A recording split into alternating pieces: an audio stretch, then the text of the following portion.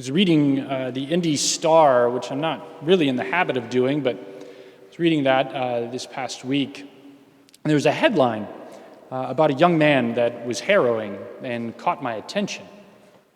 And it's an article about a young man named Jacob Linke.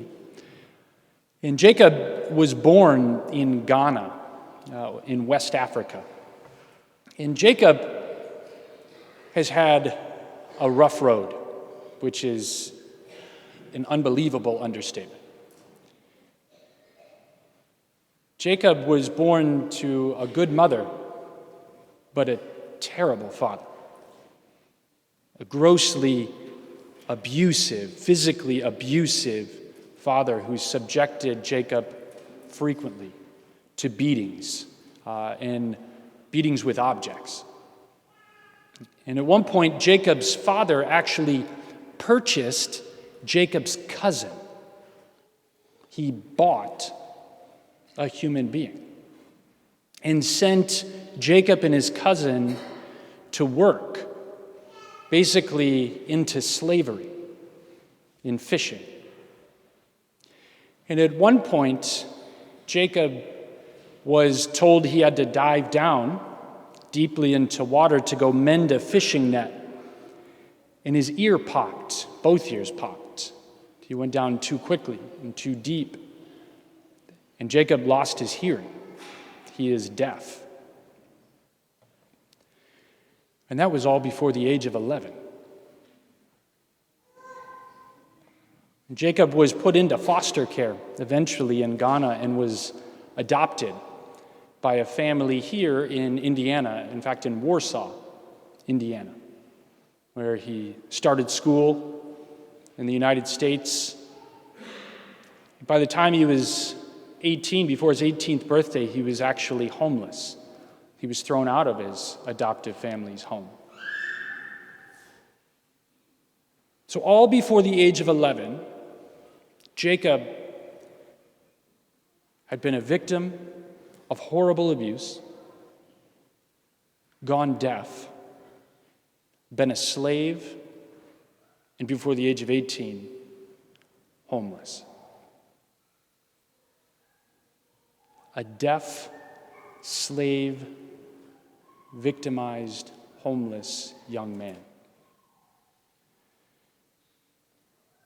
And if there's anyone who has the right to ask the question, why me?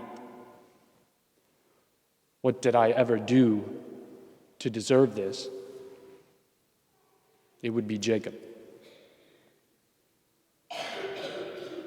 And we've probably all asked that same question from time to time in our lives. Why me? What have I ever done to deserve this? Like Jacob, we try and do our best. Like Jacob, we try and do good. But there are times in everyone's life when tragedy, pain, suffering, uncalled for and undue comes our way. And we question, why me? What have I ever done to deserve this? Aren't there other people who are deserving of these tragedies, who've in fact done bad, done evil, done injustice? What have I ever done?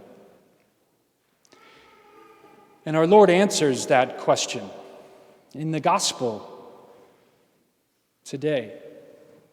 And it's a relentless answer to that question of why me.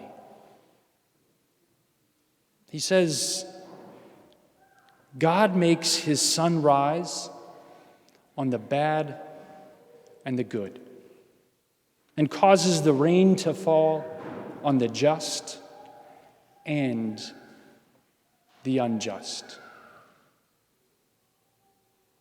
It is a relentless and disturbing answer.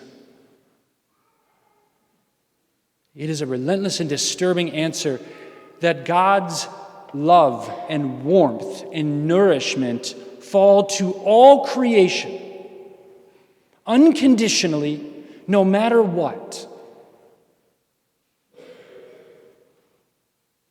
It is a relentless and disturbing question, her answer to that question of why me, because it is unfair. It is unfair.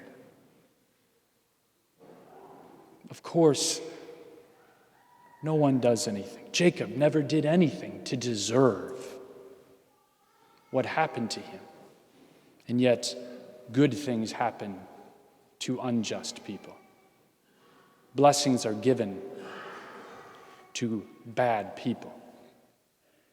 And he, a child and a young man, was given more than his fair share of burdens. Our Lord's answer is relentless. It is disturbing because it is unfair. But those three things, those three aspects of God's answer, coupled together in God, give us the very definition of God's generosity. A generosity that is relentless. A generosity that is disturbing. A generosity that is unfair. Because it is for all. In fact, God created the entire universe, and at its heart is His mercy. That His mercy rains down on the good and the bad alike, the just and the unjust alike, unconditionally, relentlessly, unfairly. It is for all. It is for all. And we can accept that mercy. We can accept that truth. Or we can reject it. And we can hold on to our excuses of resentment and self-pity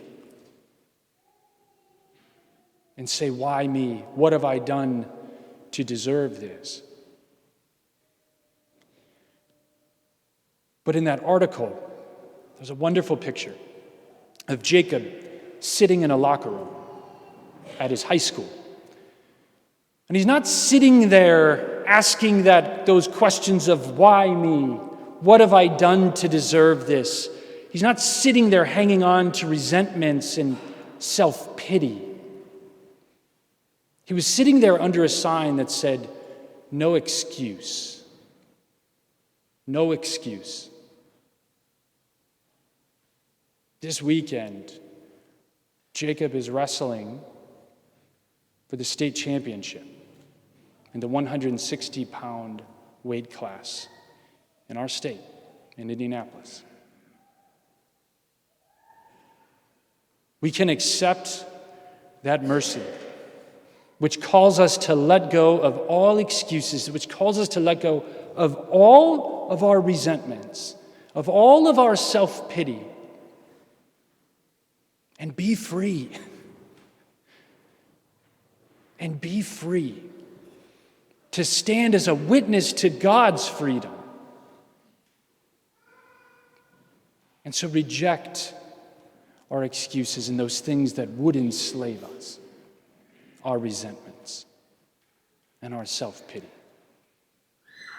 Because that mercy is the beating heart of God's creation, a mercy that relentlessly, a mercy that disturbingly, a mercy that unfairly, and so a mercy that generously falls to all. You and me, no matter what, it falls to all. And that mercy frees us to live as God's children.